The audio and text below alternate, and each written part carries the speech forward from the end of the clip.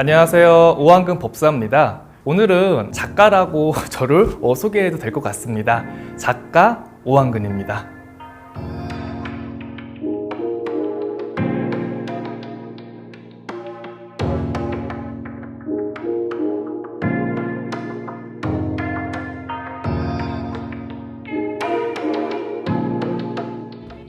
지금 코로나도 지금 끝나지도 않았는데 네. 이렇게 책을 내셨나요? 코로나라서 더 책을 냈습니다. 왜냐면 올해 지금 우리가 굉장히 힘들었잖아요. 코로나가 2년 동안 계속됐고 어떻게 보면은 처음 경험해본 나라의 그런 역병이죠. 그러다 보니까 사람들이 많이 힘들어하고 우울해하고 그런 위기 속에 있다는 얘기를 굉장히 많이 들었어요. 사실은 저도 많이 힘들었고 이 코로나 때문에. 그래서 어떻게 하면 이 어려운 시기에 여러분들한테 포기하지 않는 그런 용기와 위로가 돼줄 수 있나 생각하던 찰나에 제가 1년간 저의 고통과 깨달음을 담은 책을 출간하게 됐습니다. 이 책이라는 게 제가 처음에 되게 만만하게 봤거든요. 아 그래 뭐 블로그에 쓰는 것처럼 쓰면 되지 생각을 하고 쉽게 생각을 했는데 야, 이 책이라는 게 제 자신을 다 드러내는 일이더라고요. 그러니까 사람은 각자 숨기고 싶은 비밀도 있고 내 자신에게 솔직하지 못한 부분들이 많아요.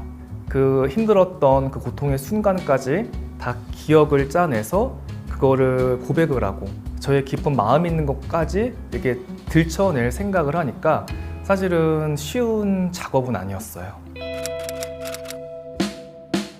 그 자신의 한계 속에 갇혀 사는 사람들이 너무 많았어요. 나는 아무리 내가 노력을 해도 안 되는 사람이구나 하면서 그 자기를 테두리 안에 가두면서 그러니까 어떤 도전도 하지 않고 노력도 하지 않고 모든 순간을 포기하려는 경우를 되게 많이 봤거든요.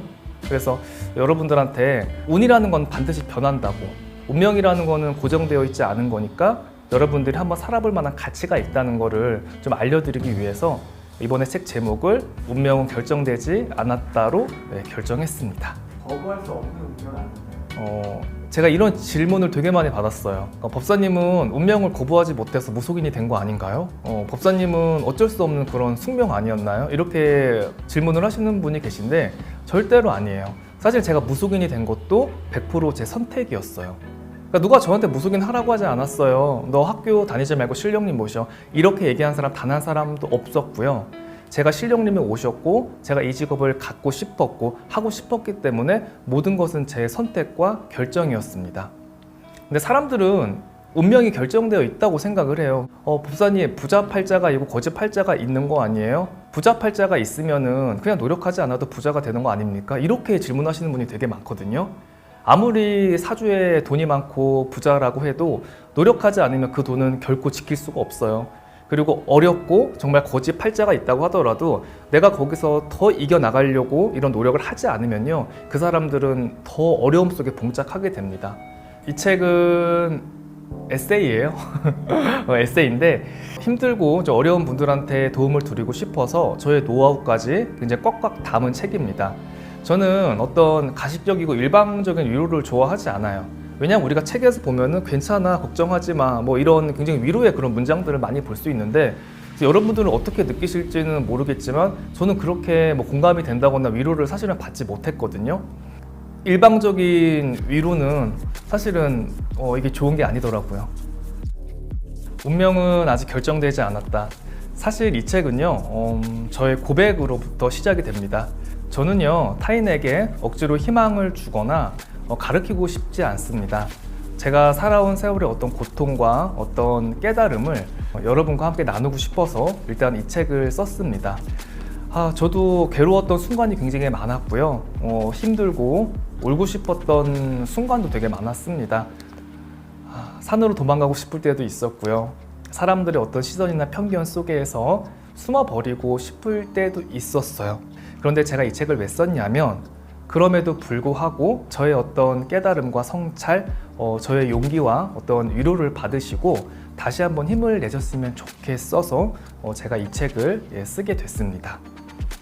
사람들이 저한테 물어봐요. 법사님, 운명이라는 거는 어떻게 바뀌는 건가요? 어떻게 운명을 바꿀까요? 이렇게 물어보는 분들이 많은데 여러분, 운명이라는 건요, 구름운의 목숨명입니다. 고정되어 있지 않아요. 구름이 흘러가듯이 우리 운명은 항상 흘러갑니다.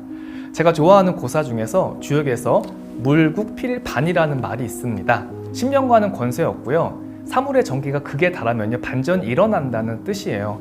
그러니까 영원한 흥망성쇠가 없고요. 흥망성쇠는 반복된다는 말입니다.